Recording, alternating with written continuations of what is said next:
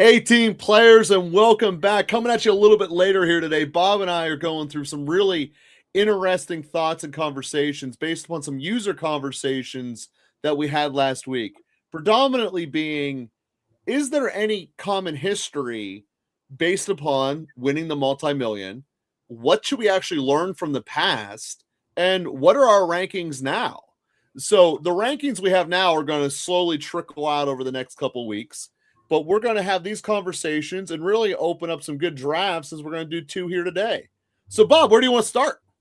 Yeah, so we're going to kick it off with some discussion that we talked about last week, where we were discussing the what are some common things in winning lineups that we can kind of take a look at. So, Joe, what I'd like to do is I'd like to put us to the side with this in the middle.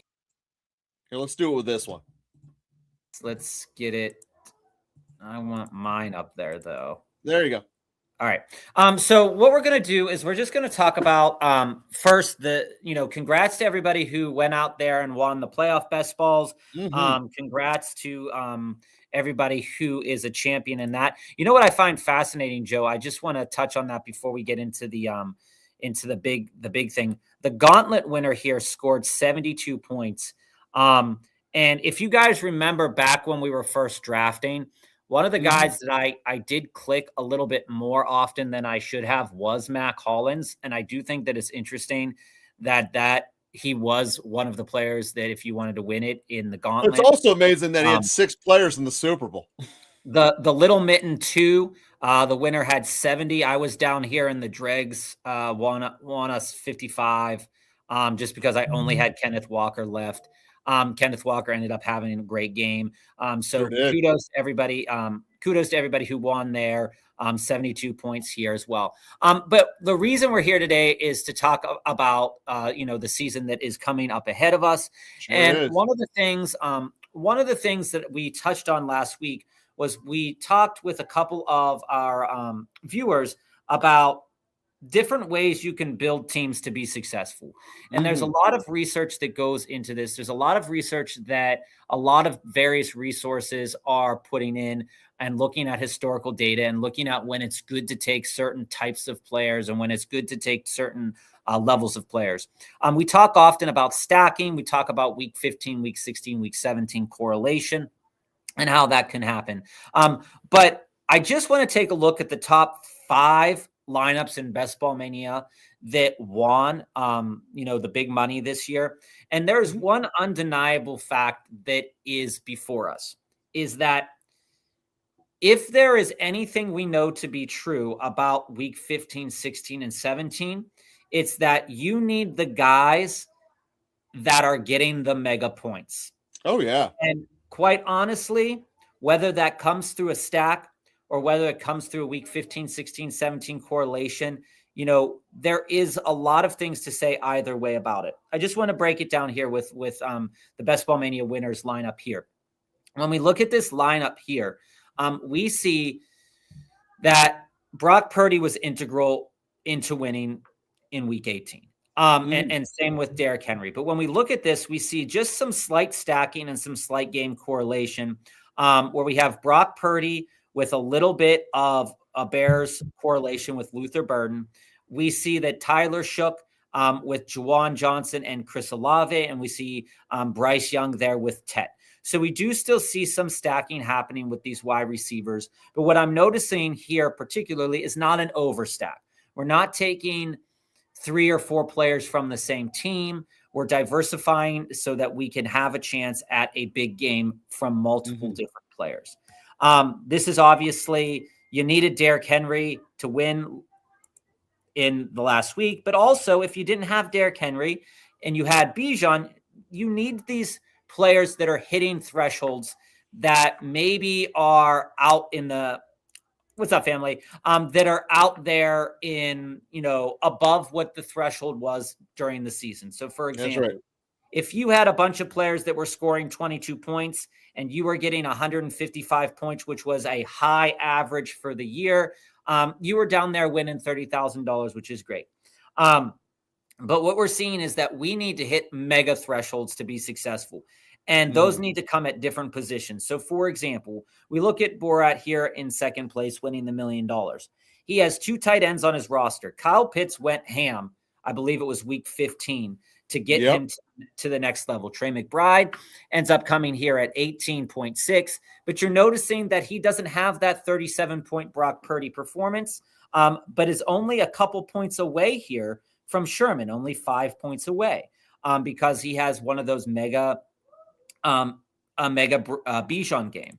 Then you come down here to the third place winner, and you're seeing that, yeah, there's a little bit of correlations with some of these players. You see Derrick Henry and Tyler Shook on these rosters, and same with Ramondre Stevenson. But you come down here and you look at these wide receivers, and they're hovering around a threshold of around like 20 points, right? So you're seeing that there is a lot of things that can go wrong and a lot of things that can go right. But even when you take a look at all of this, you see here, I believe it was, right here. In this same week, you have in a player that's scoring 178 points, you have a high threshold quarterback that Brock this week. You had Derrick Henry and DeAndre Swift, but you come down and you look at their tight end position, and they only scored 5 points from their tight end. So they didn't get a mega game out of their tight end, but they definitely had players that got them there, like Kyle Pitts, Puka the previous week, Chris Olave 2 weeks in a row. So there are, what I want to say for anybody out there that we've talked with about this is that there is a lot of things to look at in reference to how can I build a team? And this is different across various tournaments as well, where we take a look at, let's say the one we're doing right now. Let's take a look at the little board and let's see what we can see. Which we'll be starting a little board here shortly, guys. When we take a look at the little board, we see that the little board winner scored 185 points, which is way above the regular threshold in a given week to advance. And you're seeing they had the likes of Trevor Lawrence from the week before that was a mega win. Two running backs that were able to score 20 points. You have 2 wide receivers that are able to score 20 points. And you have a bunch of high upside players with potential on teams. Josh Palmer didn't hit, but he was tied to Josh Allen. You're going to notice he didn't have Josh Allen in a stack here. You have Trevor Lawrence with Brian Thomas Jr. and Diami Brown, so a little bit, and Brenton Strange. So you have a little bit of stacking here, and that's going to be something to think about. Then you look at here, kind of a mid-range outcome in the little board. $500, 151, and 151 is a really good season average. And you're looking here at what got them there. Well, you needed to have a quarterback that was able to get to 24 points. You need to have running backs that get above 20. And you want a tight end that's able to hit around an average of around 10. So there are some minimum thresholds you want to meet. And so that's kind of where we're going to be our starting point today, Joe, is that talking a little bit about thresholds and talking about your possibilities and probabilities to get over a threshold. Now, family here, you said a lot of Olave and Shook getting upside wide receiver with a shot in the dark quarterback that might be starting at the end of the season. This is one of the things to think about, is that when we look at the little board, King, one of our viewers, has said this before. King came in, they said 9th place in the big board. So when we take a look at the big board, and we'll do that really quick before we rack up one here. We look at the big board and we look at at the 9th place.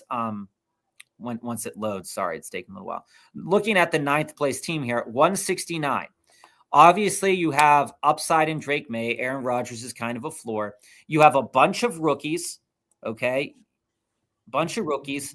And then you have even more rookies down here. So getting closing line value on rookies is important. Then you look at the winner last year, had to hit 215 points. But what do you notice from their roster as well? Not so many rookies that hit their starting lineup the last week of the season. They had Bijan, Derrick Henry.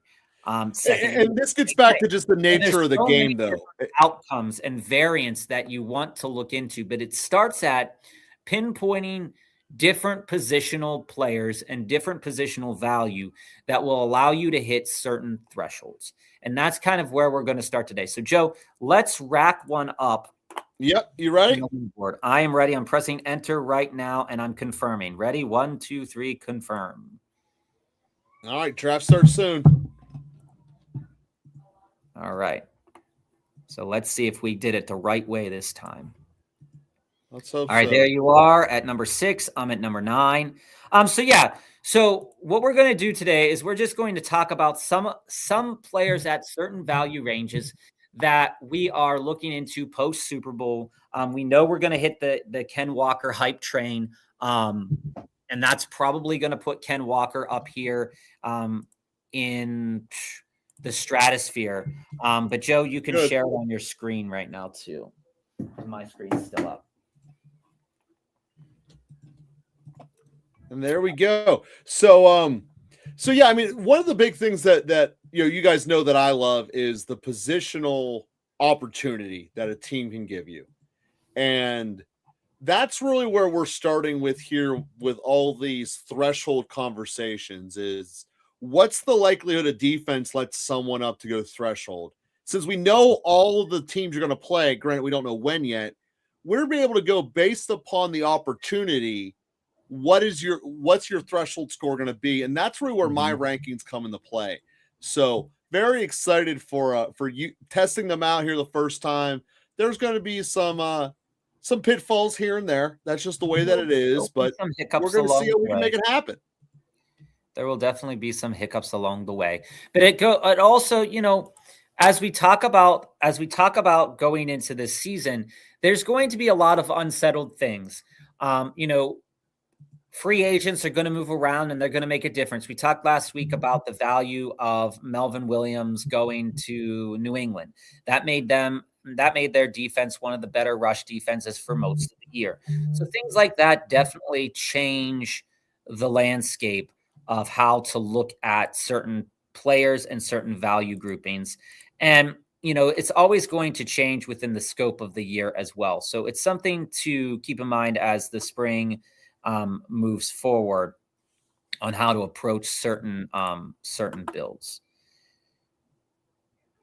So we're going to go with here. Let me see here. And one of the things about the top 3 rounds in particular is when you're looking at opponents giving you the opportunity, it doesn't really apply to the first 3 round players because they're going to eat and get theirs. It's the defense giving you what they can and take what the defense gives you is what applies to the 80% of the NFL, which would be from the 4th round on. So just up front, Jamar Chase is not my number 1 receiver, but there's no way I'm not taking Jamar Chase 6th overall because his situation doesn't matter. He's that talented. So that's one. If Joe Burrow at oppositional opportunity, if Joe Burrow doesn't come back, that could change some things. That could make Joe Burrow's coming back. And actually, I don't think it does matter because Flacco went insane with him. Truthfully, yeah.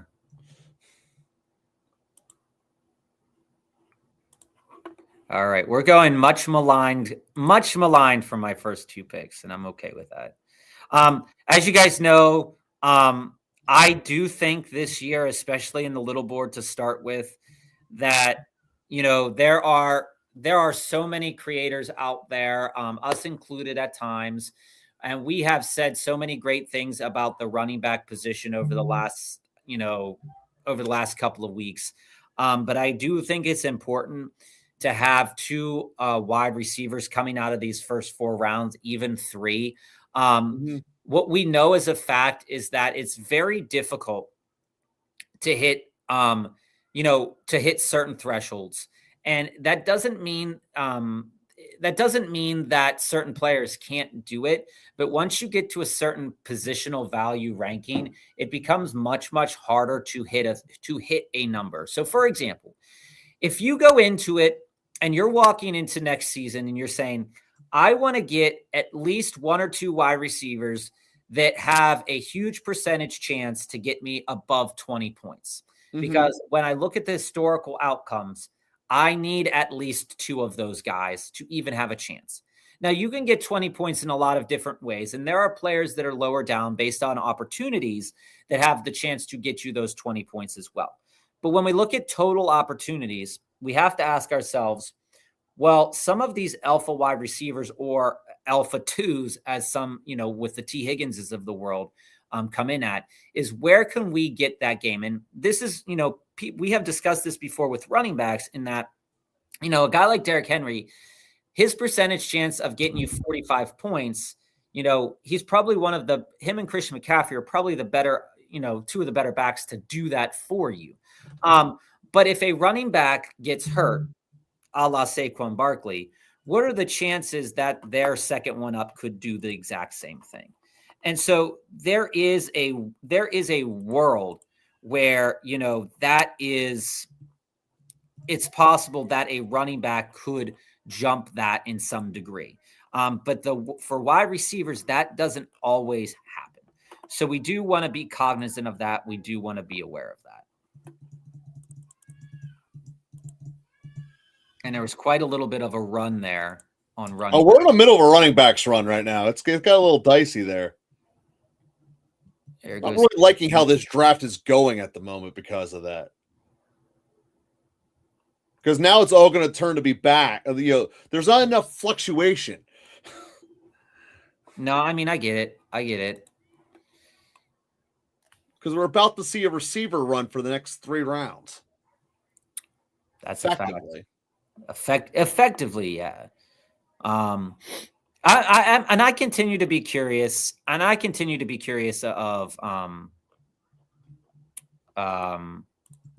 we're gonna go for the Gusto here, Joe.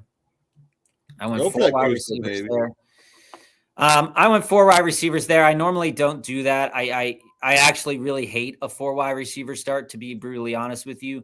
But one thing that I do know is that these 4 wide receivers do have a high percentage chance of hitting my 20-point threshold that I want on a weekly basis. And so seeing the left half of the board, seeing a lot of running backs go off the board, that doesn't mean that more running backs can't go off the board, but seeing more running backs go off the board pushed me in that direction. And sometimes, when you walk into it, you can have all the strategies in the world, but number one in any draft is take what the draft gives you, be active when you can, and be reactive when it benefits you. I mean, family said it better than we could ever say it. But the thing is, and the other thing too to remember as well, especially in these early contests and contests that run a long time, like Best Ball Mania, is to be aware of how different teams can be built and when they can be built. Like, for example, for a very short time, when the little board and the big board open, Jalen Waddle was down there in the 7th round. ADP was very wrong. And so you are going to see teams that have that Jalen Waddle build on there. And you can see what we just said. Whole lot of wide receiver run there. Oh, yeah. Right? So am I upset I don't have a running back? Yes, I am upset I don't have a running back. But you're also ahead of the run. Now, you're going to have to pick from scraps in the running back world.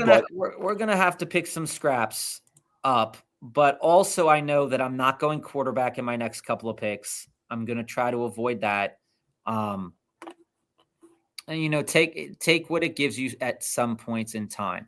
Now, when we look at Malik and Drake London, 2 guys that I took, and they're 2 guys where their situations could be vastly different this year, pending coaching, pending how their usage. But one of the things that we look at percentage wise, is that we want to make sure that the outcomes are possible for certain player builds that we have. And I'm about to hopefully take a player that has a good outcome, but is, gets thrown to the wind sometimes. So we'll see how this goes. All right. So we're going to take Judkins. And I'm not shocked that he got left there. Based upon what people were building on the back end there. I wanted to get Javonte too, didn't happen, and that's okay. One of the reasons I don't really love Javonte, or don't really love Quinshon, and almost took Javonte ahead of him, is just because the situation. We want a running back that's capable of not, over relying on the grossness that happens with their offensive line. So it's definitely something to think about. So here, we're going to go with this one. We're going to go with this pick. Let's see. And we'll go with what's left. All right. I like to see that we're finally starting to get some separation between Harrison and Wilson, the two Arizona receivers. There was a while they were next to each other. Yeah, truthfully. It wasn't good. All right, so we have 5 wide receivers to start with, 1 running back. Not the most ideal build here, but I do believe that more wide receivers will be taken on the comeback around.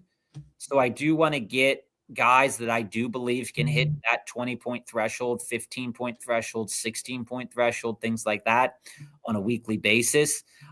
Again, you can only start up to 4, but hitting that threshold is pretty nice. Now, my running back room, of course, I'm going to have to do some work on that. Joe, I love the team you're building right now. All of those guys have a really high percentage chance to get to 18 points a week. And if you can hit a threshold like that on a weekly basis with the 2 running backs that you have, who's on a good day, if those running backs are having a good day, that means they also have 2 touchdowns. So you're looking at a 12-point base there with about 70 yards to 100 yards. So you're looking at around 19 to 20 points from those 2 running backs. That's beyond solid. Beyond solid. In Superflex, it's massive. Track the quarterbacks. If people going hard and fast, you got to overpay. And that's the thing, about Superflex. And we talked about this when we did a lot of those Superflex drafts last year. I do believe my best Superflex draft finished with a team that went really late quarterbacks, but obviously didn't have the gumption to really explode on the back end because I didn't have those quarterbacks to get you there. One running back in 5 rounds. This is something a little bit different. I really don't, as I said, I've done this before and I've shown you that I'm not too worried about it. I wish I would have got Javonte as well. Was hoping even for Warren or Swift on the comeback. That didn't happen. You win some, you lose some sometimes. But I'm hoping to take a player here that I have taken before. And we'll get a little bit. There's still some running backs left on the board, so I'm not really truly 1,000% worried about that. I'm probably going to double tap running back right here. And I might take them a little bit earlier than I need to. There's a lot of quarterbacks left on the board. And I have 1, 2, 3, 4, 5 wide receivers right now. If Joe Burrow's left on the board, do I go Joe? These are question marks to think about. If you could pick a draft slot in these, where do you like to be? Balanced in the middle, close picks? So I honestly, if I'm drafting in these, I really like the spot that I'm in right now, that 8-9 spot, just because it allows you to capitalize when people do make mistakes. And it allows you to pivot if something crazy starts to happen. I think that ideally, though, in an ideal world, I want a top 5 pick in these because I do value Jamar Chase, Bijan, Puka, and JSN very, very highly. And I think that I do want one of those players to be on my team in these tournaments. Hey guys, sorry to go away there. Nature of little kids sometimes. So that's kind of just my my go-to there. And then what I'm going to do here is actually going to be a little crazy, I think. Get a little crazy with me. I want to click on another running back. I really do. Probably should. Let me see here. Pollard's a good pick. Yeah. I love that value in the 7th. Again, he's playing a defense that did pretty bad against the run last year. But I can't pass on Kyle Pitts in the 8th. I do think that Kyle Pitts has a chance, knowing Stefanski's background with tight ends, knowing that when I look at this team, I already have a Drake London. We don't know if Penix will be a good NFL quarterback coming up, but I do know that, looking at tight ends, I want a tight end that has the capability to hit that 12-point threshold, 15 points. So I'm willing to take a gamble there, seeing that the next best running back on the board was Kyle Monangai. Yeah, it was kind of a dead spot for backs. I don't really want to buy into that at that pick and pass on Kyle Pitts. So that's just a personal. No, I got it. You know, the funny thing is he has been a click more often than not. And the reason it's funny is that when we think about running backs worth having, and I'm probably going to click a quarterback on the comeback after my next pick, is that when we think about things that could happen optimally, is that Pollard's not a guy that I speak very highly of often, but he is just a guy that has the capability on a weekly basis to hit you into a very low threshold.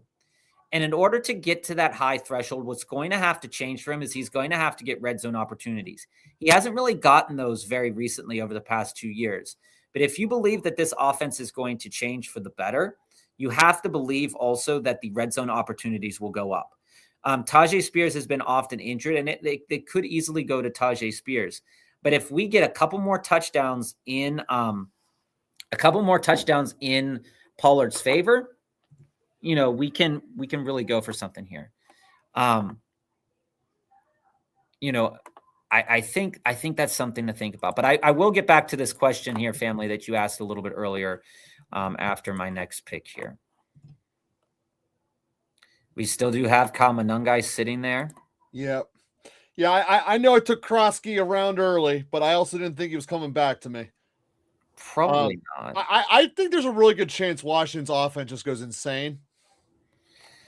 I mean, there's a chance. And Kyle Monangai's there for me. That's no defense. Monangai's there for me on the comeback. I'll take him there. And there you go. So that worked out. But Krosky is also kind of like the last one who doesn't split time. The quarterback door is closing. It's starting to, isn't it? That's weird.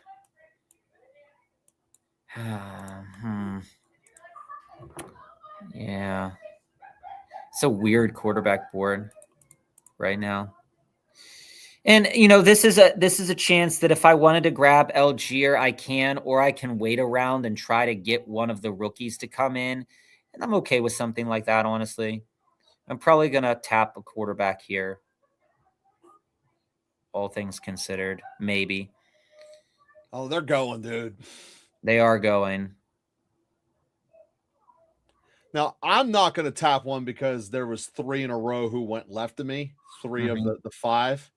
I'm going to take it on my comeback. That's fair. All right, I'm going to push a quarterback here that I haven't taken. It's right at ADP. Although I would love to get another running back here, I am going to hopefully get this guy, seeing that there's 2 quarterbacks there. I was hoping to get Bo, but that didn't happen. We're going to take Baker. Dude, Baker was the number 6 quarterback, and now he went 12th, which is kind of one of the things I like to point out about quarterbacks. They fluctuate a lot, and there's a big middle. And very rarely does someone truly run away with it like Allen and Lamar did 2 years ago. Most of them are just blah, so don't super waste the pick. Yeah, I mean, and the thing is here, too, family, when I look into here, like I said, I really want a top 5 pick. And I know that that's, you know, you get it sometimes and you don't get it other times, but I don't mind sitting at that 8-9 because it allows, when people take a Josh Allen early or something like that, you know, it allows for some change. But I do, you know, the expectation is that by Best Ball Mania season, there are going to be slightly more sharper edges to go towards. And so when you look at that, you're not going to get as many people overdrafting. Some people are making those mistakes. So there are a lot more tougher decisions at the back end of the draft. But as I showed you before, those winning Best Ball Mania lineups looks like they came from the middle of the pack. Your Amon-Ra's, your Derrick Henry's were all kind of mid-range first and second round guys. And then you had the luck of backing into a JSN in the 4th. And so like this year, you kind of have to figure out, figure out that balance. And guys, you're watching a little bit of a disagreement that Bob and I have about what data should actually be analyzed. Bob is obviously giving you the hard answers of the finals and winning the whole thing, which, by the way, if you want to win the millions, you got to do it. But the reason I lean more for who just made the first week of the playoffs is because effectively to get to the finals, you're phased out by 2 one-off slates. And the projection of a one-off slate is much harder to do than the regular season output. So it's a different way of looking at it, but that's why Bob, what you're saying is so many of them came from the same tier. It's because those are the ones who went off in 15 and 16. They're just who was left. It doesn't necessarily mean that they were lineup. You're not wrong in saying that at all. No. So that's why I kind of believe in just give me enough lottery tickets, get me into the playoffs, and we'll see what happens. Because that's how I view the final 500 to make it out of the regular season. So this is the range, and this is what I've said before, and this is one of the reasons why I'm not really scared of going heavier wide receiver first on the board, is because when I look in this range of guys, I still see running backs that I like. I still see some talent that if some situation hits the right way, we're going to get some good games out of these guys. Right. Mm-hmm. And so all things considered, if I like, for example, if I pass on Kenneth Gainwell here, am I going to be super mad? No. Does he have the chance to be very successful going into next year? Yeah, maybe. But also it has to hit certain things have to hit the right way. So I'm going to take Jalen McMillan here to go with Baker. Absolutely could have taken a guy like Trey Benson. Absolutely could have taken a guy like James Conner. But knowing that there's so much influx over in Arizona, those guys are really hard clicks at the moment. If Connor's there on the comeback, I'll take him. If Benson's there on the comeback, I'll take him too. But they're extremely hard clicks at the moment just because the situation, who the passer or who the quarterback's going to be, is going to be wildly different. Well, my rankings are taking me down some weird directions here late in this draft. Places I would never go, but I have a jumble, and I got to get some of them around in my roster. Do it. Well, you've never seen me pick Jerry Jeudy. I've picked Jerry Jeudy plenty of times. You have. I don't. I mean, let's face it. Jerry Jeudy is such an easy click for me. And the reason, and there's no other reason other than the situation. I mean, hypothetically, yes, the situation can get worse, but statistically, unless Justin Fields is on your team, I'm not sure that the yardage total gets much worse than where he was at last year. Oh, I do. He's not going to have Flacco chucking it downfield in the beginning of his year. But the touchdown percentage doesn't – I mean, the touchdown percentage, he's sitting at like 2. So in order to pay out his value, he's got to get to 5. And is that possible? Sure. It is, especially if Shedeur ain't there. And will he – and is he going to give you any contribution points on your roster? There's a high likelihood that he could contribute on your roster, knowing that he could. Oh, no. Like I said, he's playing a very soft wide receiver coverage schedule. Like I said, that's why I took him. The schedule's very beneficial for a Cleveland receiver. He just doesn't have a quarterback, which is I mean, there's so many ways to look at it. To be honest with you, right? It's like I'm not really like there's no worry in me that's going to be an issue. Another click that I've been clicking way often, Joe Mixon. Joe Mixon's ADP is 181. I took him at 153. I don't care. Well, like I said, if you have your team that you want to build, go build it. You know? Get down with your bad self, as they say.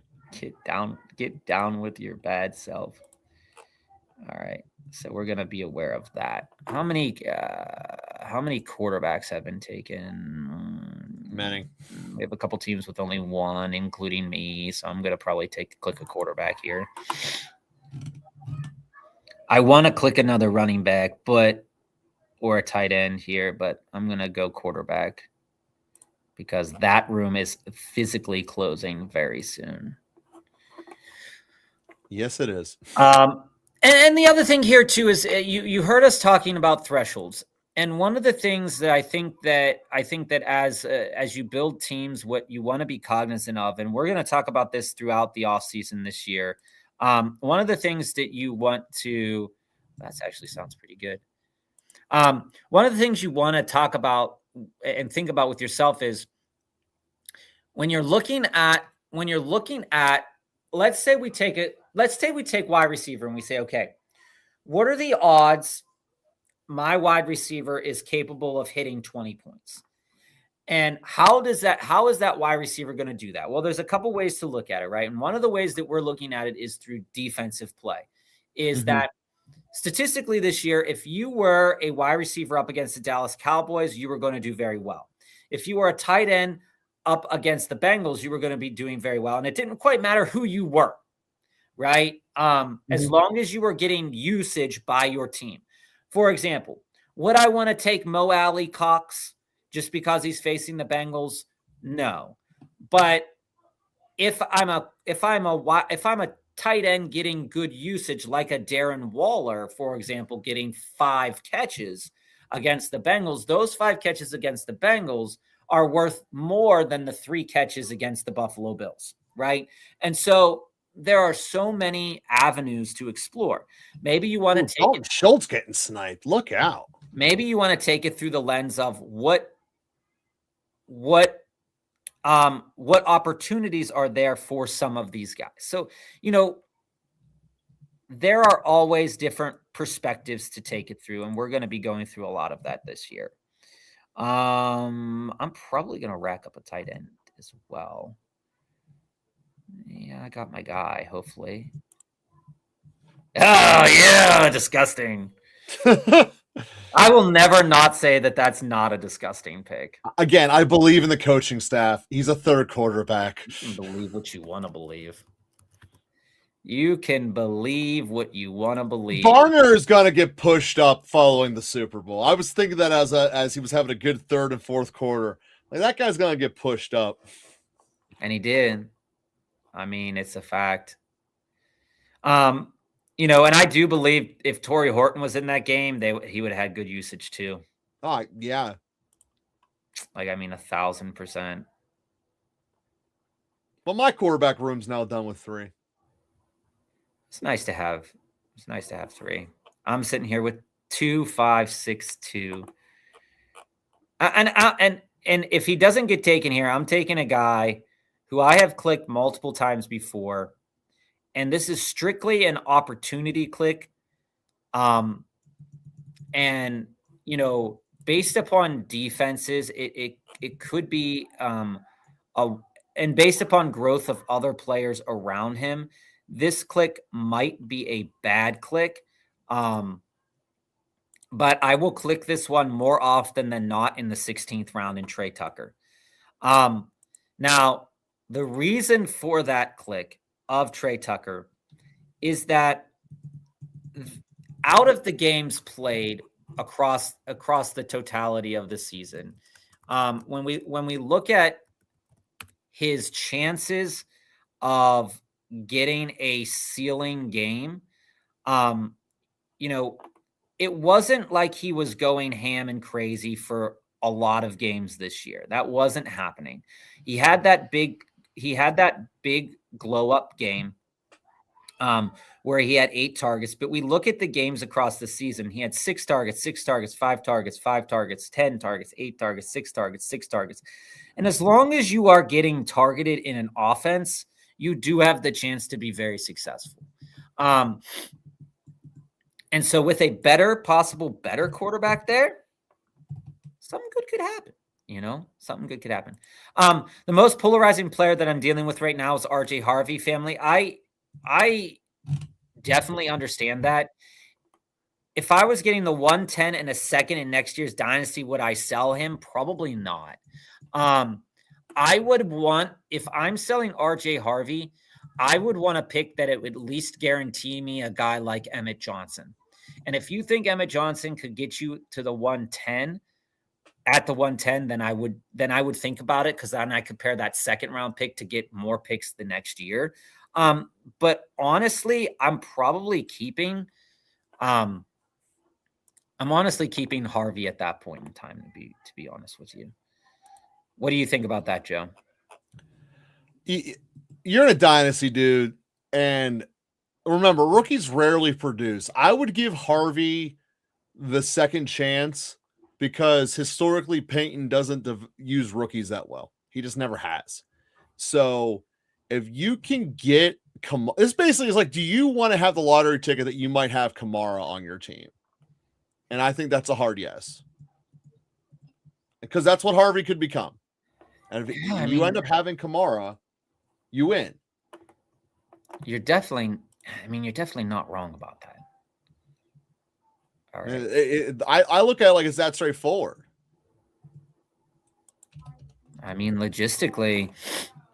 So do I want to trade a first round pick for a guy who might never develop?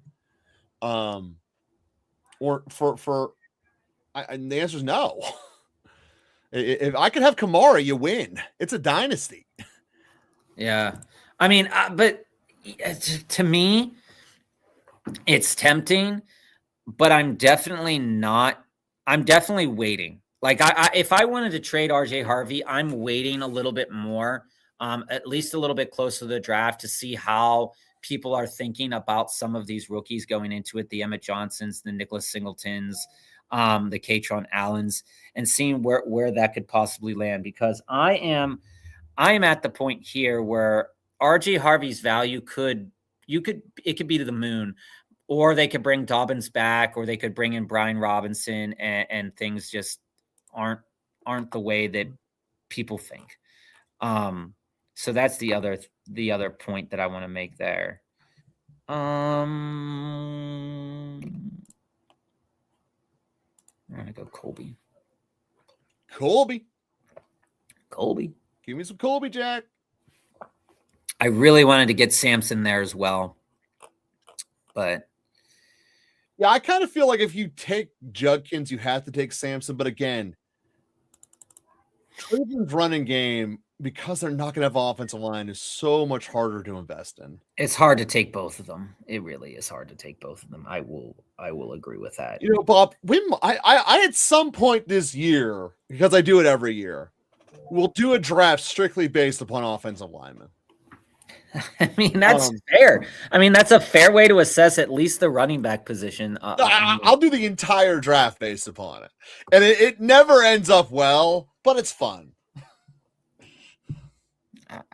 Honestly, again, like, there are so many pathways to take when you're doing one of these drafts that it really, like, for example, like Houston's running game could totally always could go back to Joe Mixon, and then they suck again.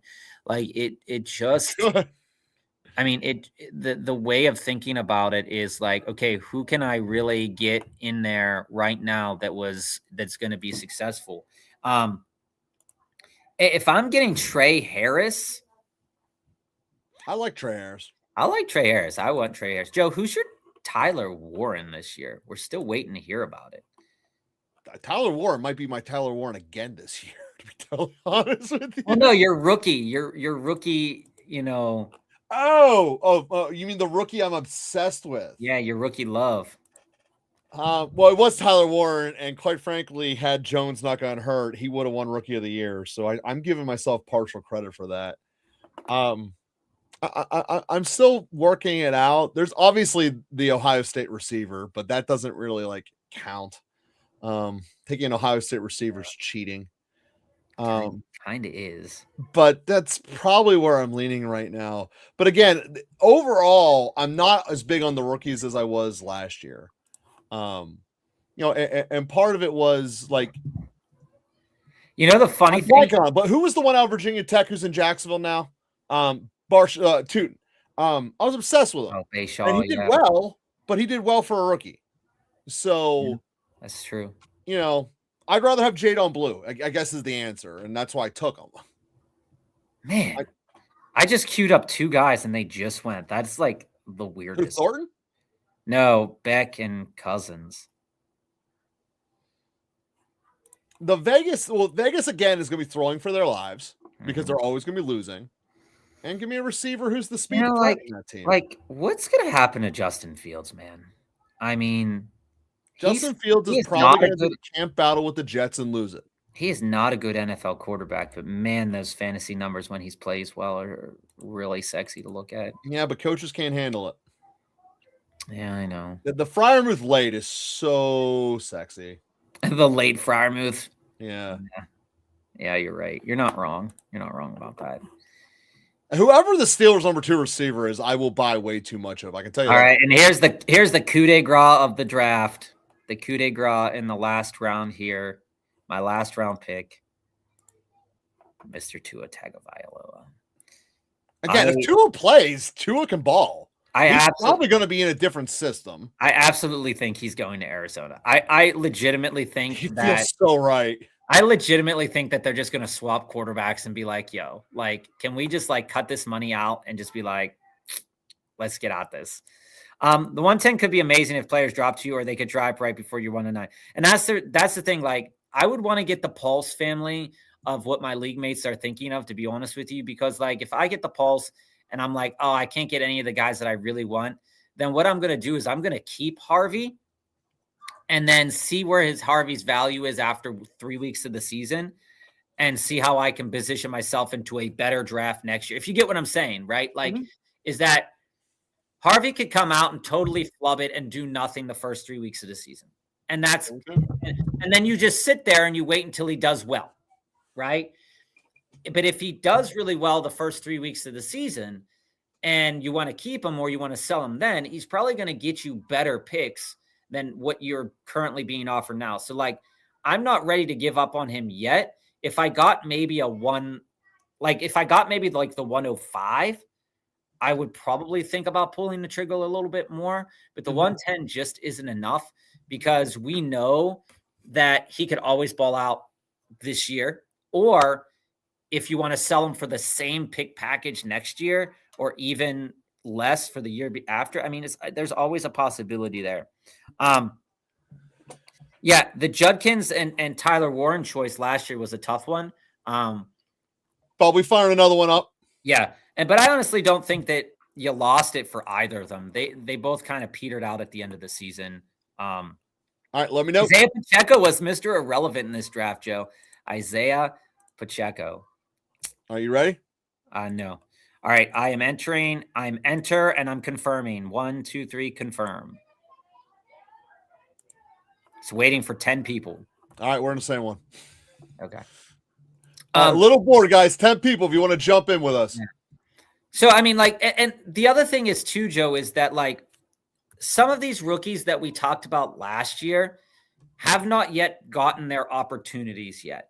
And now we're adding in more rookies to the pool of rookies that may or may not get their opportunities. Like, for example, last year, Damian Martinez did not get an opportunity. Like, he looked bad in practice camps and whatever, and he's basically not on a team. You look at, DJ Giddens. DJ Giddens was basically 3rd or 4th on the depth chart for so much of that season, didn't do anything.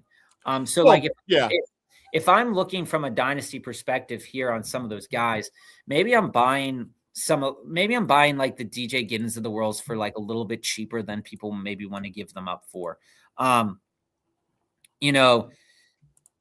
10 getting Fannin. We talked about Fannin last year, and we knew that Fannin was going to be successful because he's not the prototypical tight end. He's not going to be there blocking because that's not where his skill set is. His skill set's in the passing game. So he is essentially, his stats are basically what you wanted Tillman's stats to be last year, but it came from Fannin at the tight end position. Sucks that you sold him, but it's all right. WFN, I think Joe should adopt Mekhi Lemon as rookie of the year. Maybe Coleman as Coleman. So Lemon's a guy I like. I mean, it's like I said, I really gotcha. I really like diving into it as we get closer to the combine and like my pre-combine research, because I like to go into the combine already having opinions on guys rather than getting told about them. Which is, if you remember, I believe it was 3 weeks before the combine, I told you look out for this Shook guy. He's going to go high, and the combine's going to make a light out. I mean, I do vividly remember Shook in the 20th round. I can't remember what episode it was. We should start numbering our episodes so we can go back to them. But maybe we should. But I remember you taking Shook in the 20th round, and I can't remember. I don't know if you were here, family, and I don't know if you were here, WFN. But somebody said something about Shook, and we were all shook by the pick. Yeah, and we were like, "What is this?" And unfortunately, that team really didn't do anything anyway. But Shook looks like a legitimate player, and the only thing that was holding Shook back essentially was, where is his situation going to be at? And could he withstand injury? The injury bug is going to be the thing for a lot of these guys. But like drafting, he's in a great situation now. I mean, that New Orleans is the situation, right? So like, hold on, let's just. I just want to pull up here. Yeah. All right. So let's just pull up like a rando, like the rando Fantasy Pros rankings here. Family, that's the story of my life. You all laugh at me, and then 6 months to 6 weeks later, I am right. It's been the story of my life, my entire life. And I hate that, but I love it at the same time. Because you love being a dick in the moment. I hate it, and I love it. Hey guys, by the way, we're waiting for a little board to fill up. If you want to jump in and you still got your picks left, it is a 20 max on the little board. But if you want to jump in and do one of yours right now with us. Here's an example, right, Joe, is that we go to Fantasy Pros and we just take their consensus of 16 experts rankings. We look at the running back position. We have Jeremiah Love, Jonah Coleman, Jadarian Price, Emmett Johnson, Katron Allen, Singleton, Mike Washington Jr., Damon Claiborne, and Roman Hemby are their top 9. All of these guys, they don't have Mike Washington's age, but all of these guys are sub 23 years old. Mm-hmm. Emmett Johnson and Jeremiah Love and Jonah Coleman and Price and Claiborne are 22. Singleton's 22 as well. Well, Love is the given one. I'm obsessed with Love. All of these guys, especially if he is a Bengal or a Saint. All of these guys run differently. But when Love is the best player in this draft. When I look at this from that perspective and say, okay, if we go to last year, and I want to see 2025 Dynasty rookies, Fantasy Pros. If we go and we take a look at the 2025 running back rankings here, and it's not just going to be the rookies here, but we have on that list, let me look for Giddens. So Giddens is down there below Blake Corum. Jarquez Hunter is above, is right there around Blake Corum and Rico Dowdle. We come in and we look at Guerrero sitting there near Dylan Sampson. Where is there an egregious price for one of these guys? Caleb Johnson sitting there above Chuba Hubbard as a 20th ranked dynasty running back at the beginning of last year. Yeah, so family, like, someone offering you Coleman for Chuck. Coleman right now you can get for like 210. Yeah, I mean Coleman it's sad. But like last year, let's just go back to last year, for example. And we look at these early season ADP rankings, and we see that Keon Coleman was being drafted similarly in the same vein as a Michael Pittman, Jacoby Myers, Cooper Kupp, Stephon Diggs, Kyle Williams, Jack Bech. Kyle Williams did jack shit this year. Jack Bech did jack shit this year. So there's always the possibility that the rookie needs another year to do something. So like there's reason to believe that waiting it out, and the reason I say this is that there's reason to believe waiting out on RJ Harvey is a good idea.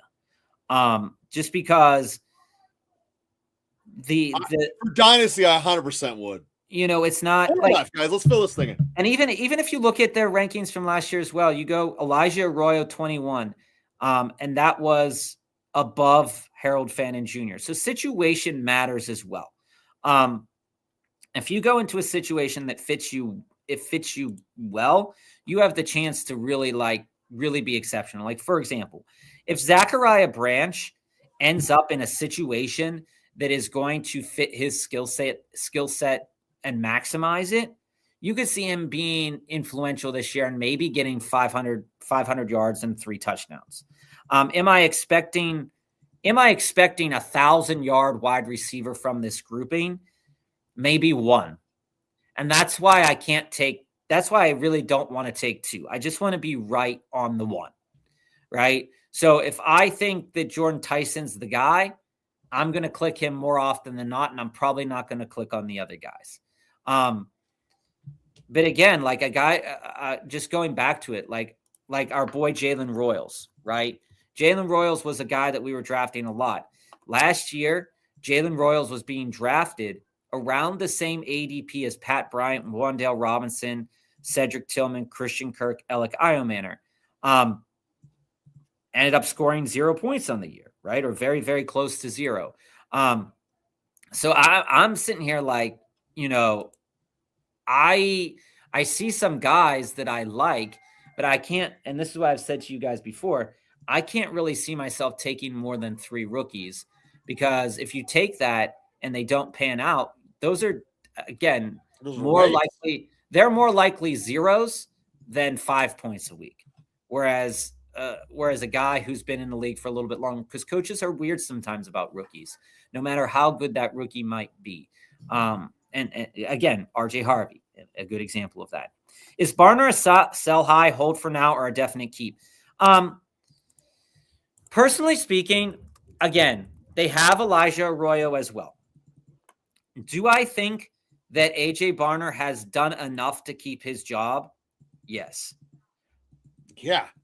519 yards 519 yards, 6 touchdowns, 52 receptions. That's exceptional for a tight end position. We go back, and that builds off of his 2024, where he had 30 receptions, 245 yards, and 4 touchdowns. So the counting stats get better. The yards per target gets better. The yards a game gets better. His catch percentage dips, but he caught 26 first downs this year. Okay? If you're being relied upon to catch first downs, that is well worth it to me. If I can sell him for some, we're 11-12. It's fuck. Oh, yay. Fuck. But if you can sell him for a huge asset, do it. But I do think that there's growth yet in those numbers. And you can, depending on how the wide receiver situation shakes down in Seattle, like with Cooper Kupp, Rashid Shaheed was a 1-year rental. How will Torrey Horton come back from his injury? And with JSN and the new coaching staff, there is a legitimate case to make that AJ Barner could get to 800 yards and 8 touchdowns next year, as a high mark. So, do I think it's worth trading him? No. I think he's a hold, but if somebody's going to overpay for him now, sure.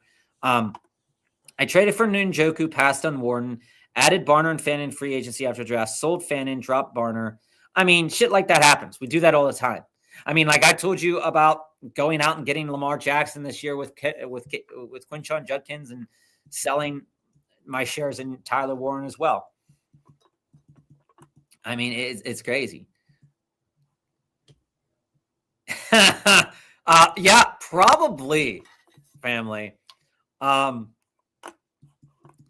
But there's definitely, because I'm not able to see Joe's queue, so that is a good thing. He's not able to see my queue. No, I'm not. Of guys, so we won't be able to see that together. But I've also done 500 drafts with Bob, and I know who he wants. Like, I could piss him off to infinity by clicking A chain, but he knows I won't. I know you won't, because you hate him. I know. We could do one of these where it's just like, who do I think Bob's going to take and piss him off to the max? It would make a really shitty team, because it would make Bob's favorite team.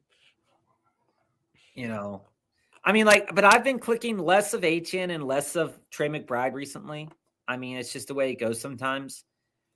It's not that I think that they're bad picks at the position at all.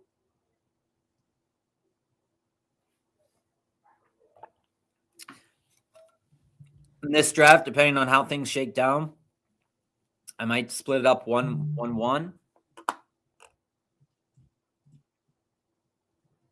Yeah, I mean, this is the way it's going to work here, I guess, huh?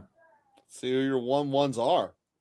Well, I'm not taking Devin Etienne. I told you that. People are going to tell me this is way too high, but I just had this giant shook tuck, and he's not coming back to me in the third round. Oh my god! Oh my god! Did you? Oh Jesus Christ! Did you just do that? I did. I think the Saints are going to go off, man. Wow. He's not going to come back to me at 35. All right, family, you tell me, is this better or worse than the Ladd McConkey get? I was right when I took Ladd. Ladd's rookie year, overtaking Ladd. I was right on Ladd, dude. I like it. I mean, I don't think it's a bad, I legitimately don't think it's a bad pick. And here's why. One of the reasons I don't think it's a bad pick is that we've talked about game theory, and we've talked about there are different combinations of players that you're going to get at different spots in the draft. And sometimes if you do 150, you're going to, your teams are kind of going to average out or even out in terms of your player exposure. But if you want certain builds, you're going to have to take a guy a round or two early. Oh yeah. And in this case, you're not going to get a lot of Genti Olave combinations. No, you're not. So while my expression and while our viewership dipped because of that selection, Joe, I do think that it's not all doom and gloom. Not all doom and gloom. That was a conscientious decision. I know it was. That was not Ladd a couple years ago. You had to actively do that. And like I said, I'm not mad. I'm shocked. But I'm definitely not mad. Well, you're not mad because I guess you didn't benefit from it. I mean, I didn't benefit from it at all. I mean, if I would have been at the turn, like on the opposite side of you at the 10, I'd been like, holy shit, yeah, like give me Jefferson and Neighbors. That's the thing. Olave had an exceptional year last year. Do I personally think that Olave is going to return? I'm shooked. I love that. That's a great way to say it. Shooked. Do I personally believe that Chris Olave is going to have another exceptional year? I don't. I do. I love that. Do I see the framework for a successful year? Absolutely. Do I think that the reason why he was on a lot of Best Ball Mania teams last year is that he was going in like the 6th, 7th round? Yes. So do I think that the second round price tag is a little high? Yeah. But do I think it's accurate? Yes, as well. So it's like a lot of things working out there. A lot of things working out in your favor. Bank error in your favor. Bank error in my favor. Here goes your boy Brees. All right. Garrett Wilson, you took my guy, you piece of shit. I'm sorry, but I'm not sorry. You're sorry, but you're not sorry. All right. So we're gonna start with Kyron there. And then, that was my guy. I know. And then probably gonna queue up these two here. Let me see.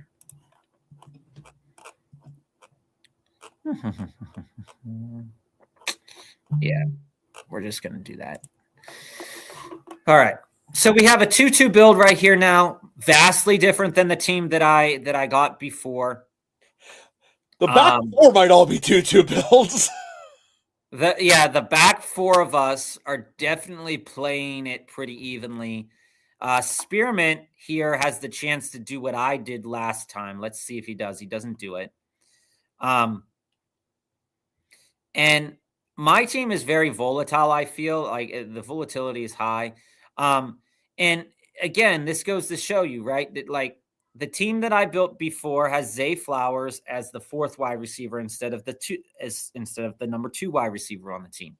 So there is a higher probability here, on this team that Zay Flowers could be a bigger contributor than on the other team. It just depends on how things float here. Getting 2 running backs, though, that have the potential to put up 20 points is vastly different than what you experienced last time. So, have we seen Olave's ceiling, though? No. I don't think from a game-by-game basis that we have yet. Do I think that he's hit his ceiling from a yearly perspective? Yes. I think with the state of how this offense is, and in a half PPR league specifically, not full PPR, but in a half PPR specifically, I think that we've seen enough out of Chris Olave, but again, not enough out of him with Tyler Shook. But when we look at the year that we've had with Olave, and we look at his game log, and he has the potential to go for 20 plus points, 23 points. What I would want to see out of Chris Olave is more opportunities to get to a higher threshold, if you get what I'm saying. Oh, I get what you're saying. On a weekly basis. I think he has a great chance to get to a good threshold. He's playing an incredibly soft schedule. That's totally fair. And again, I love Kellen Moore. Give him an off season, especially Shook's second year. See a lot of growth coming out of that team. Yeah, that's perfectly fine. Taking one of my guys, you piece of shit.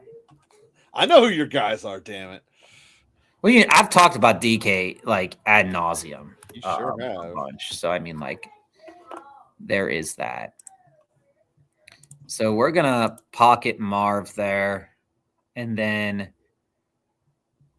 we are going to circle back and get a 3rd running back here with Jaylen Warren. I really want Marv. Now, it's not like I've said before, guys, about a guy like Jaylen Warren. He absolutely could be a miss at this ADP. Where we thought of him prior, it's not that the situation has to be right. And Jaylen Warren is similar to me that as a lot of players. He's on the cusp of that. Do I want to buy into him or do I not want to buy into him kind of guy? And you could easily pass on Jaylen Warren in a couple of these drafts. But what I do know is that there is a potential based upon his talent that if he is able to get to that, he has about a 50% chance, right, to get over 18 points. And once you start going down the list, that's, of some running backs, that starts to get slimmed out really fast. And so I'm willing in this draft to take advantage of that. Like I said, this draft is very different. I'm very balanced in this one, 3-3. This draft, nobody's overtaking quarterbacks. Well, the one guy is 2 and a tight end. But again, the running back value on the board doesn't maybe make sense to him there. So I get it. And both of those quarterbacks have the chance to hit a 30-point threshold just through running alone. So that's good to try to buy into, right? Mm-hmm. And I went with Warren there, knowing that you guys coming back, especially Juicy J and Spearmint, are most likely going to be smacking running backs on the comeback. I'd assume so. Whoa, here's your quarterback run. He took 3 of them now. That I don't get. I mean, I was trying to stand up for him, but I definitely don't get that. He didn't even make a username. User 22Q. I do get 2 chances each time, family. Is true. Yeah, I'd probably be like, if somebody was giving me Justin Jefferson for Olave, I would do that. Yeah. And I mean, you saw I had 5 wide receivers pretty early last time as well. So it's a viable strategy if you're willing to embrace the weirdness of the middle of these running backs. Like this is probably going to be Rico Dowdle or something like that. See, comment on guy. You know, not an awful selection by any means.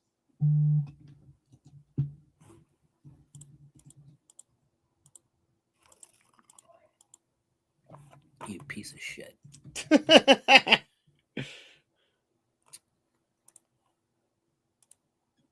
I knew you were taking Pollard. Or No, I can't not take him. You know what I mean? Like I'm always. Here's the problem, though, family. When you do enough of these drafts, and Mick and King and WFN, you can all speak to this too. Is that there's some guys just because of where you get positioned in a draft. Like if you draft, say you did, because these little boards are only 20 of them, and let's say that I have 20 of them. But 10 of those times I'm sitting at the back end of the draft like I usually am. There are just certain players that are there that I get comfortable clicking. And I'm not saying that you should get comfortable clicking these guys. But I'm not mad about it. I'm really not. This is a team, though, that's like wildly different than the last one, where how many weeks am I going to need Tony Pollard to have contributing points on this team? Not as many as my other team.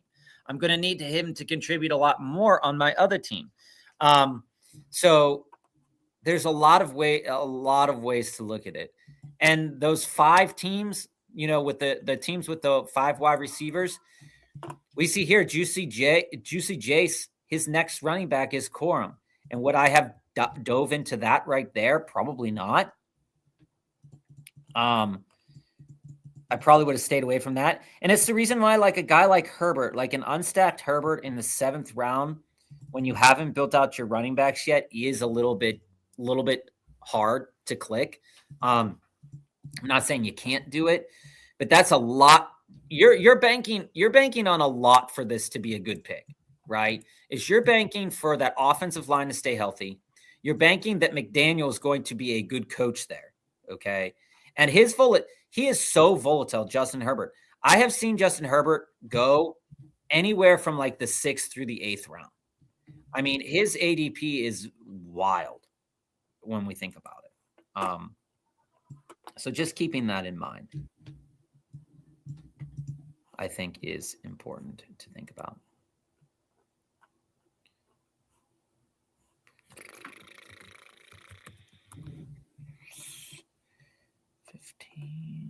I do want that. We're going to do that, I think. Depends on what Joe does there. Depends upon what Joe does. Isn't that the question? Joe only has 2 running backs. It feels very exposed. Right, I mean, but Joe's also going to have to take Tyler Shook pretty soon if he wants him. Maybe not. Every quarterback's gone. Yeah, that's what I'm saying. You're going to have to take. And I've also shown I'm very comfortable with a JJ McCarthy on my roster. I mean, I'm there with you. I mean, it's a gross way to live, but it's an extremely gross way to live. To be honest. Sometimes you gotta get gross, baby. Well, I mean, I hate to do it to you. I really do. If you take him, you take him.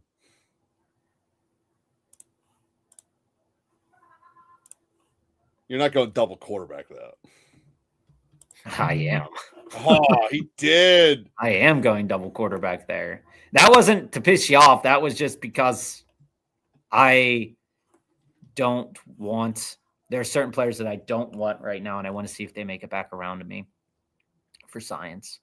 For science. For the sake of science. As you can see, I triple tapped quarterback there. I usually don't do that. I usually like to wait for the last round. But seeing as my quarterbacks, Justin Jefferson, Zay Flowers, Marv, I'm not really sure, outside of Lamar, like who their quarterbacks are going to be. I've taken enough Tua, so I'm willing to split the biscuit on this one. I'm shocked you went Woody Marks there, to be honest with you. He's still a starting running back until proven otherwise. I do like the QJ pick, though. Yeah, the thing with the Chargers is their lines suck because they're two starting offensive tackles. Yeah, family, have a good one, man. But they're both high pedigree guys, both really good tackles. And as much as I hate McDaniels as their OC, I hate him as a person. He makes passing yardage. Herbert's probably a better quarterback than Tua ever will be. And it's a better line. Like, I am on board with the Chargers pretty overtly. I mean, I'm not saying that I'm off them. I'm just saying that the value has to come down a little bit for me to really be comfortable and wanting to invest, if you get what I'm saying. I hear you. I hear you. And like in this draft, Joe, I only have 3 wide receivers, which is going to definitely be a killer for me on the back end here. I'm really going to have to do some work picking some guys that I think have the chance to be. I just want to talk about this Mendoza pick. So right now, the quarterbacks that are on the board, just strictly looking at them, that he took Mendoza over. Bryce Young, Stroud, Cam Ward, Willis. Holy shit, there are no quarterbacks left. I really got to take 2 in a row. Yeah. I mean, like, I make this whole big thing about Mendoza's horrible, but there's no one left. Huh. Yeah, I mean, I hate to fuck with you, but like, I'm kind of in a box, baby. You are in a box, but I got to get 2 quarterbacks in a row. I mean, Stroud is still there for you. Oh, I definitely will. I'm going to take Stroud with the first. It's not like. And you're not going to take another one. I'm not taking another one, no. So, I mean, you can variably take whoever you want. It's going to be Stroud Ward, yeah. Yeah.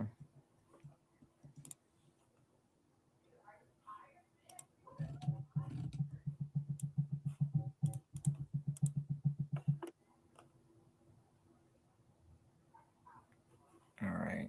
So we're going to take Juwan here. Well, yeah. Once you took Shook, you should. And then I wanted Jake Ferguson too because I took Dak. But I'm going to take Emmett Johnson there. Still only have 3 wide receivers. I'm going to have to do some work. Yes, you are. But again, like, I normally don't do the three running backs in a row. Thought about taking Chris Godwin there at the Shook pick. But what I definitely want to secure is a high probability chance to get to 25 points on a weekly basis through my quarterback. I do think these quarterbacks here, through different modes, have the chance to get you to that. And like I said, like Jordan Love here in the 10th round could be a great value depending upon how the coaching staff decides that they want to run this offense this year. And Sam Darnold, we just saw Sam Darnold put up I think it was a 15-point week in the Super Bowl. So, there is a high likelihood that he's going to that his probability of hitting like a 30-point threshold is not high.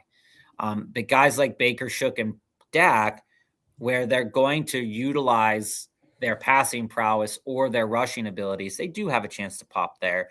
And I think those 3 quarterbacks are probably the reasons why I feel that you can be comfortable staying away from a guy like Drake May, a guy like Lamar, and even to an extent, Jane Daniels, who I've drafted quite judiciously before, to be honest with you. So like that's something to think about.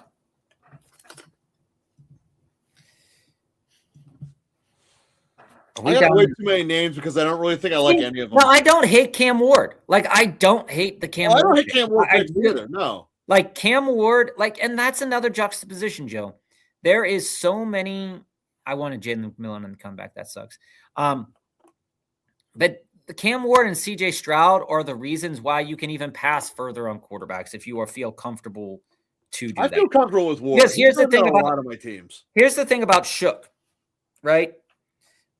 I have legitimately seen Shook being drafted only on teams with Chris Olave. Like logistically. Yeah. Right. Because no one goes out of their way to get him. And I think that that's wild. Right. I think that that's one of the things that is definitely crazy about certain builds. It's like, so now if Shook is the guy I need in the next, in the season, I got a decent look at things, Ooh.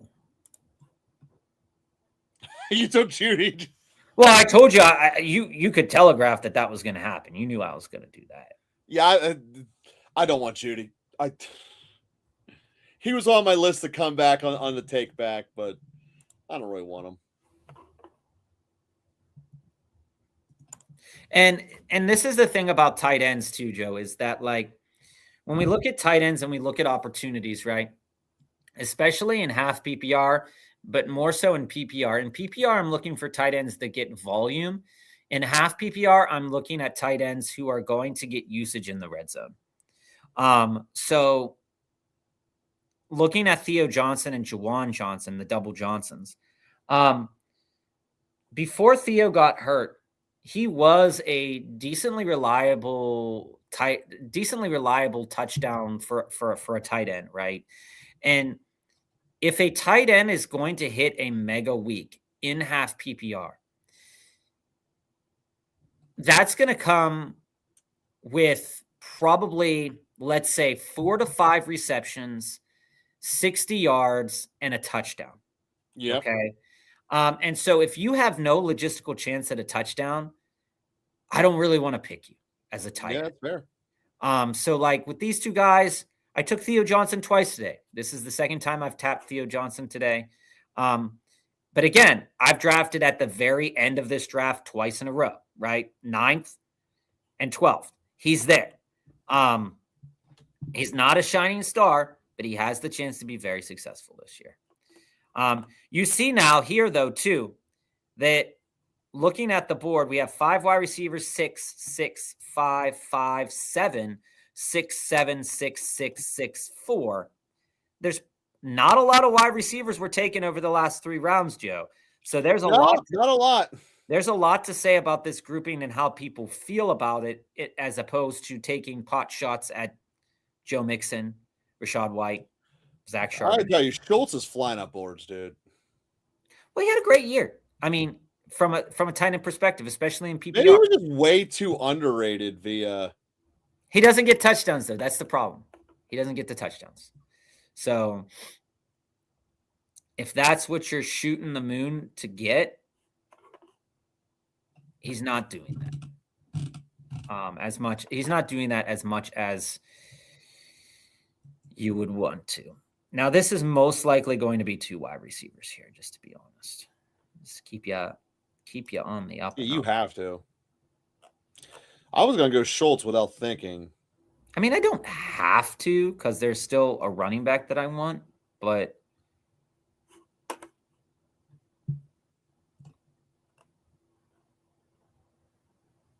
I'm gonna take chances on these 2 guys. And again, probably guys that I've clicked multiple times before.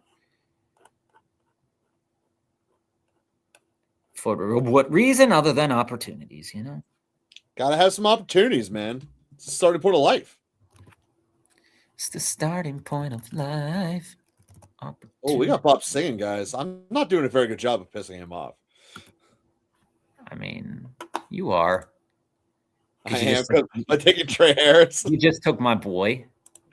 Take your one from Seattle. Take Turner. I thought about it. I mean, he's in the same kind of framework.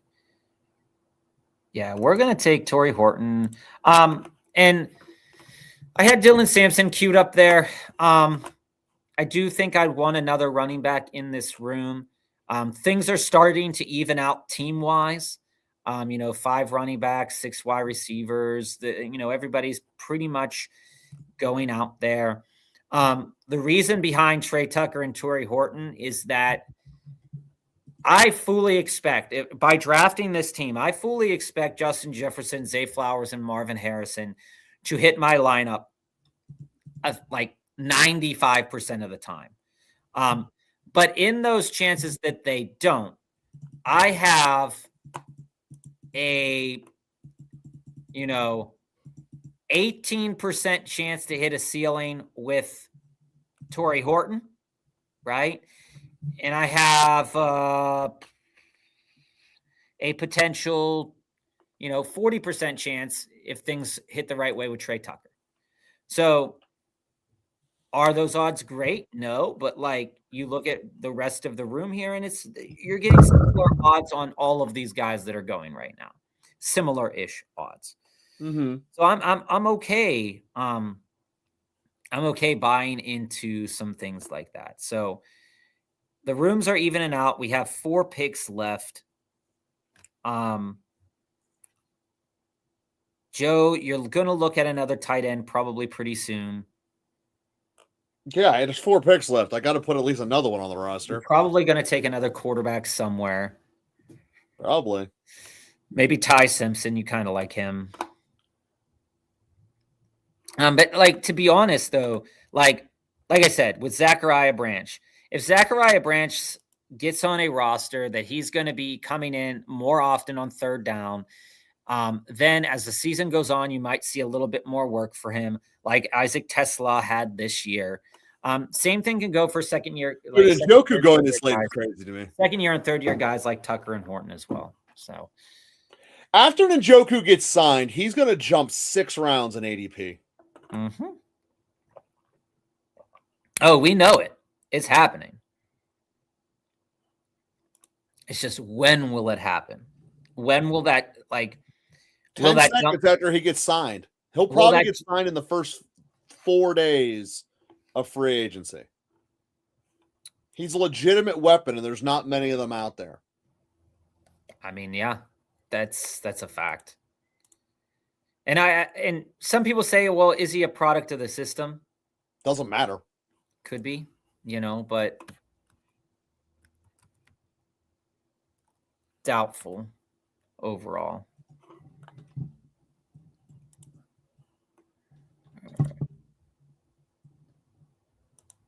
We're going to click my boy.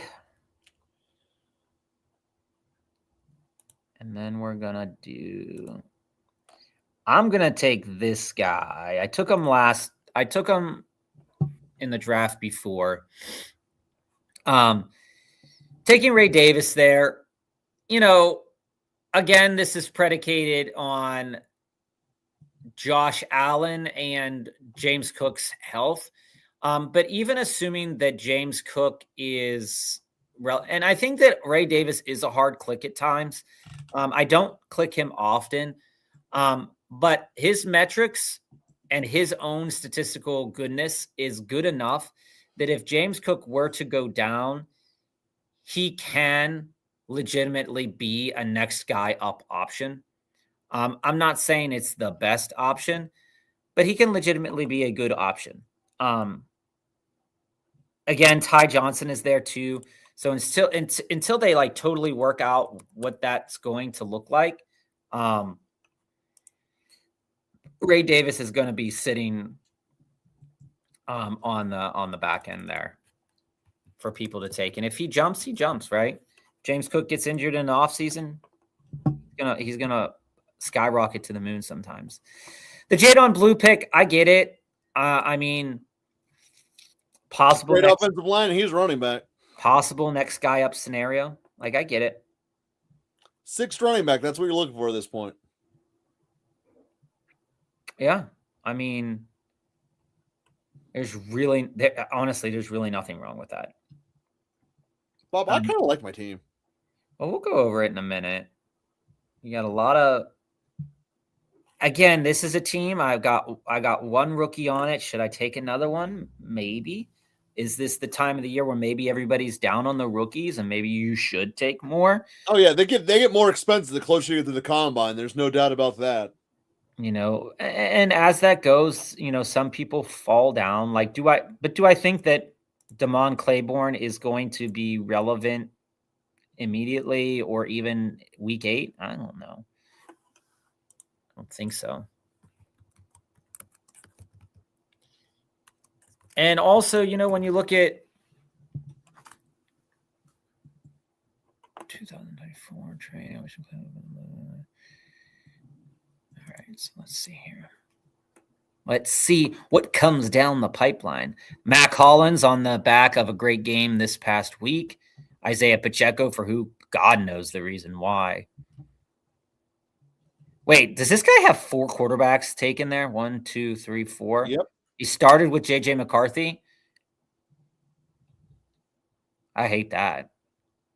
That looks like my team that I built the other day, to be honest with you. And then here, sitting at this pick here, you have the guy that's pot shotting and just trying to hit on one of those running backs, and you've seen me do that a bunch of times. And I don't think there's anything. I logistically don't think that there's anything wrong with that, especially when you do the Cam Scadabu Kalmanungai combination. So, you just need one of them to hit their ceiling in a week, or even just give you like 15 points.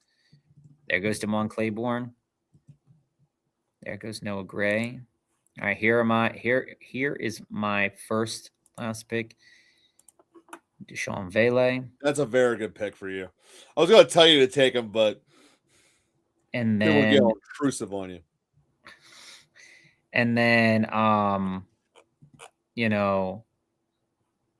don't know how I feel about this guy, but I'm going to take him to go with Dak.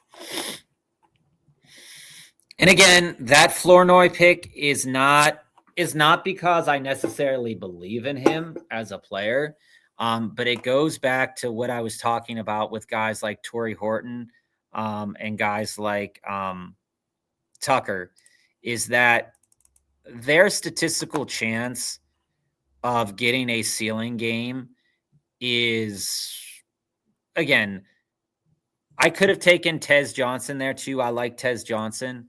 I probably should have taken Tez because I've been talking about Tez and I do have Baker. But a lot of things for some of these guys you're drafting right now, a lot of things have to shake out for them to even see your lineup. Yeah. And so a super high ceiling guy. And so going with a guy like Flournoy, where in a year showing rapport with the quarterback, if we go to his game logs in 2025, you have a game where injuries happened, where he was able to get 114 yards receiving. And he had another game last year as well, where he got 115 yards receiving. So again, it's the Trey Tucker thing. Like if you are given 13 opportunities, if you are given 9 opportunities, what are you doing with those opportunities? It could happen. We talked about Deshaun Vele very, very briefly, but I'm gonna put him in here. He's another second-year guy. You look at 2025 game logs, and you see that once he got to the Saints and was given opportunities to be successful, the back half of the year, you see 7 opportunities. Again, only caught 3 of them. 8 opportunities, 4, 5, 6 on the field, a decent chunk. The yards per target are great. So, there are so many different avenues to go with here, guys. And what we've shown you, and we're going to go over, and I want to see Joe's team because I did not get a chance to look at your team, Joe. And we'll be doing these all off season. So, guys, we'll be back definitely on Wednesday. So I'm looking at your team here. You got CJ, Cam, Justin Fields. Oh my God. Okay. So you snuck that in while I wasn't paying attention, and that's fair. That's last pick. I wasn't sneaking anything in there. But here's the thing. This is the thing to say about these guys, right? Is that, do I like CJ Stroud as a quarterback? He had the yips this year. He had the yips in the playoffs. Until then, he really didn't. Could he do better? Absolutely. Does he have a high likelihood, same like Cam Ward, to get over 20 points if things shake his way? Yeah, absolutely. And you're getting them at almost at cost, some of these guys. Justin Fields is another one of those people that statistically he can put up fantasy numbers, but he isn't a very good quarterback. Nope. So if he does see the field with this year, what will that look like? Because he is an athlete. And if they use him as an athlete position instead of a quarterback position, and they decide, hey, we're going to put you out at wide receiver or running back or whatever and do the old Pat White, maybe that can work out. Genty, Etienne, Woody Marks, Merritt, Jones, Blue. I mean, I'm not excited about that. I have drafted a lot of Ja'Cory and Woody. Again, that is just assuming their situation stays the same. They will get the majority of the carries, assuming everything stays the same. Yeah. However, I do think that Etienne for team, like, I'm not 1,000% sure Jacksonville is going to re-sign Etienne, and his movement in the offseason is one that I'm very, very curious about, Joe, because I think his movement in the offseason will predicate what happens to certain running backs in the NFL draft. Oh, yeah. So if he, like, let's say he ends up in Kansas City. Let's say what do you think his value is? Let's say he moves to New Orleans, who are always like in perpetual cap hell. But let's say he moves to New Orleans. Well, then that changes the landing spot for Jeremiah Love, and maybe he doesn't go in the second round anymore. Well, no, I think he's going to New Orleans or Kansas City.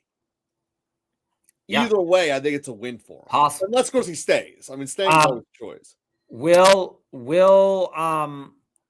Looking at the running back opportunities that are available and out there, Houston's another opportunity. The ones that scream, hey, look at me, there's going to be a space maybe. Houston, Arizona, maybe. Right? Yeah, but Arizona is not going to get the Washington, Houston. So Washington, Houston, Arizona, New Orleans, maybe Seattle. And definitely Kansas City. Maybe Minnesota. Maybe. Kansas City for sure. You have a lot of things. So that's 7 openings possibly for a starting running back at this moment in time. And we already know that we have a good amount of free agents. So Rico Dowdle, David Montgomery, Travis Etienne. Will they move Breece Hall if they get a good selection of picks? Chicago's sitting there with 2. Well, they're not going to franchise and trade. But this is one of the reasons why, like a guy like Bashal Tutin at the 7, I am comfortable having Bashal on my team in the 9th, but I think the 7th is too high because we are assuming that he is going to get the bulk of the volume. And right now, Jacksonville could easily re-sign Travis Etienne. Easily. I mean, I'm like, he didn't have like a super productive year. And if we take a look at his contract here, I'm going to throw it up on the screen here, Joe. So he had a couple of dominant weeks. That's what he had. Like he always does. He's a best ball great one. So if we look here at Etienne's contract on, we can go to over the cap too. But if we go to here over the cap, signed a 4-year deal back then. So his cap number, his contract's up, and what will he ask for going into the new year? It's AI is predicting like a $13 million player, 2 years. But like, is that outside of the range where they would want to re-sign him for $13 million? I don't think they would want to re-sign him for $13 million. But then we go and we look at a guy like Breece, for example. So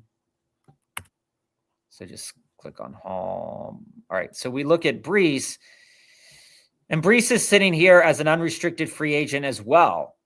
And so both Breece and Travis Etienne, their landing spots are inherently going to affect where some of these rookies land and how good they're going to look.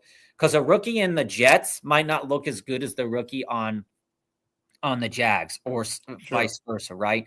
But if you're looking at it, both of these guys are probably going to get somewhere around $13 million a year. What's the average NFL running back contract this year?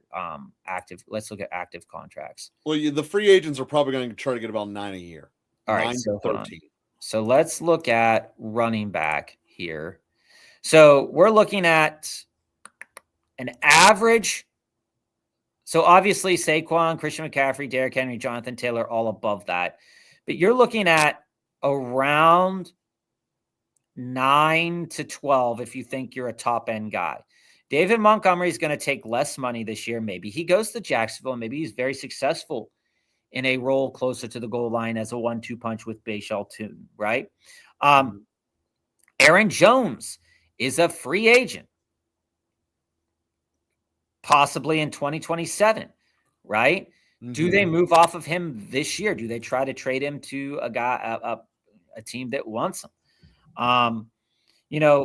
James Conner sitting here, and he is a free agent next year, and he's due $9 million this year. So does Arizona say, hey, I don't really like the health of my guys and what's happening here. I need to get into something good, right? So you see Travis Etienne, Breece Hall, Ken Walker. Ken Walker made a great legitimate case to be the highest paid running back in this free agent class. Yes, he did. Right? Yes, he did. People are going to be upset when a guy like Breece or Ken Walker get tagged, but are they going to want to tag them at that price, or are they going to want to just sign them to a long-term deal? So you look here, Rachaad White is another one of these guys, and Brian Robinson to a lesser extent as well, and Tyler Algier. Like I said, I mentioned those top flight guys. So Etienne, Breece, Walker. Then you have Brian Robinson Jr., Rachaad White, Algier. Pacheco's up for a contract. Rico Dowdle, Javonte Williams. So there, and Amari DiMercado, who's on the Cardinals. Like I said, there are so many situations here where things could shake down very differently. And I'm not sure that some franchises will want to tag this year, because guess whose contracts come up next year? Jonathan Taylor, right? And the price will go up. So if they decide to franchise this year, the price will definitely go up. But you're seeing there, like, we're assuming that Algier is going to get a landing spot. We're assuming Dowdle and Javonte will either stay with, I think Javonte will stay with Dallas. But that's already some of those situations. And if you flip-flop some of these guys, where do the rookies go? Right? Where do they legitimately go? And then you look at these wide receivers, Joe, before we go off, Mike Evans, Debo, Juwan, Wandale, Pickens will get franchised for sure. Mm-hmm.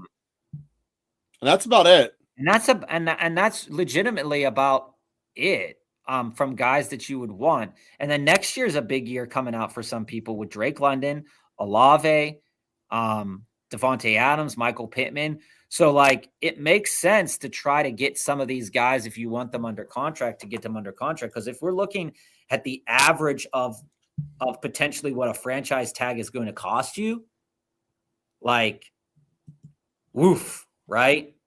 Like, it's going to be a lot. Like, if we just look at the cost of franchise tags in 2026, you're looking at running backs are going to cost you $14 million for that year. Mm-hmm. Right. So that's going to be like, is Breece Hall worth $14 million for 1 year, or do you want to lock him up for a better contract? Same with wide receiver. Like, $28 million. Do I really want to pay? Like, do I want to get George Pickens for $28 million this year? Like, that's crazy, right? And if the Giants want Wandale, they're not signing him to $28 million franchise tag. That'd be absurd. So, like, that's definitely something to consider. Does Mike Evans take a lower contract to stay with the Bucks?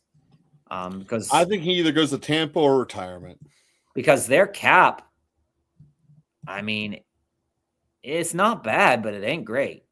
Well, you want to talk about bad caps? Kansas City is $50 million over it, and that's not counting Kelsey, because he's a free agent right now. Hold on. Let me. You said that's active contracts. All right, so we Kelsey's can find a free agent right now. Where can we find the team cap tracker? There we go. So this year, cap space. Oh my God. And this is the reason why some of these teams are going to be in big trouble. I mean, again, some of these contracts are going to be let up, but like, we want Kansas City to sign a running back, but they might have to go after a rookie. Same thing goes with New Orleans. We might want to see them sign ETN, but they don't have the money to do that. And then Dallas, they might have to go with Maffa and Jadon Blue if Javonte Williams gets a better contract somewhere else. And can they afford the $28 million in a franchise tag for George Pickens? I mean, not legitimately. The team's in the best position here is Tennessee. Look at that. Tennessee, Vegas. Look at the Chargers doing well for themselves too, Joe. And but this is the reason why I think Washington makes a slam dunk in the offseason in terms of not necessarily a slam dunk. I do agree that Brees would be worth it. But when you look at Washington, when I say a slam dunk there, is that Washington could buy Njoku, could buy ETN or Brees, and still have money to do the things that they want to do. Like, legitimately speaking, because they're losing the contract of they're going to be losing Debo's contract. They're losing Bobby Wagner's, Austin Eckler's, which was not a great contract for them either. Mariota's contract is up. Zach Ertz is going to be gone. Von Miller, I doubt he stays. And look at all those contracts that have free. Like, look at that. There's no way in hell they sign back any of those guys. So they've freed up a lot of money for themselves. And I really don't think that they signed Debo back. I really don't think it. I mean, they could, but I really don't think that they do it. Yeah. Kansas City, I'm glad the warehouse doesn't have a $57 million deficit. I mean, like, WFN, that is insanity. Like, Joe, thanks for pointing that out. Like, got to point stuff out. We all thought the Bills were in hell when they were like, oh, we can't do shit about shit. But holy fuck. Hold on. I gotta see. Is most of their money in Mahomes? It must be, but they can reconfigure Mahomes like 6 seconds. Okay, hold on. Yeah. So like, you're going to this year's hit. What'd you say? Don't go to the value, go to this year's hit. All right, hold on. Where do I see that at? Just go to 2027 cap. Just go to cap. Here. Right here? Okay.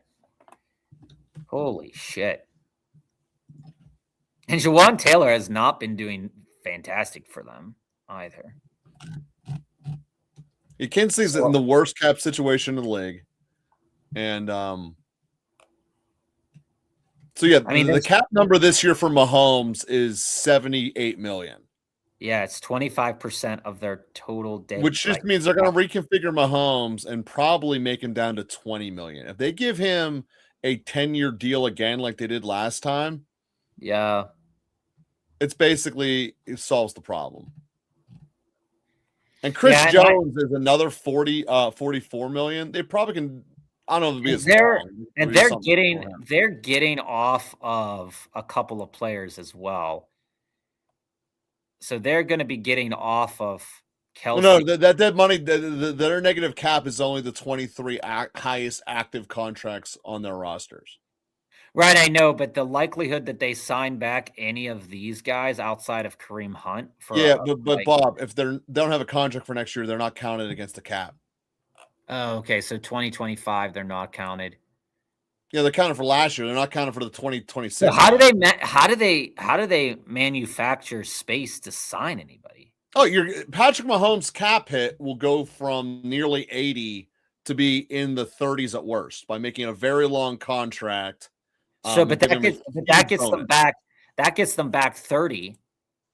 So they still need to clear 27 more. How do they do that? Probably Chris Jones, and then they got guys they can work around. Well, let's look at before we go. Let me look at because this is a team that has been in cap hell ad infinitum. The Saints. It's the Saints. But like their books are looking better now because they had their medicine year where they just ate it. Yeah. You know, and I'm with that. I'm groovy with that. But there's like logistically though, there's no one that they can adjust outside of maybe Chase Young and Cameron Jordan. Like Kamara, maybe. No, a lot of that you're just hoping the guy retires and you eat the dead money. I mean, he's not. I mean, Taysom Hill is going off the books this year, which is interesting. Oh, so Cam Jordan is up for renegotiation. Okay. Probably means retirement. They were acting like that at the end of the year anyway. Probably not re-signing there. Because they're going to want to make room probably for Olave next year. I could see them doing some craziness to get things done here. Like Cameron Jordan, if you could clear Cam Jordan and DeMario Davis's contracts off the books this year, right? Mm-hmm. That's probably what they're going to have to do. It makes them worse in the short term. You're clearing off Taysom Hill from the books as well. So that's 13, 14, 18. You can clear that up pretty good and then sign back a guy who, you know, maybe get rid of Audric Esime. You know, you drafted Devin Neal. So, I mean, they're most likely going to go with another rookie running back unless they feel like they need to go and make a splash with a guy like Brees. But their roster is very cheap right now. Mm-hmm. Like they got rid of their cap hell. Let's see what it's going to look like in 2027. Oh yeah, look. In 2027, they'll have 128 million, you know, without signings and stuff. Let's see what Kansas City will come back if they dump a couple of guys' contracts and stuff. So, I mean, it's all interesting. Purely academic, though, Joe. Purely academic. Purely academic. All right, guys. We'll be back on Wednesday at around 3:45, 4 o'clock for more Little Boards. Like, follow, subscribe. We appreciate everybody joining us today. We are Local Football Flavor, and we'll see you on Wednesday. See you guys. It'll be awesome.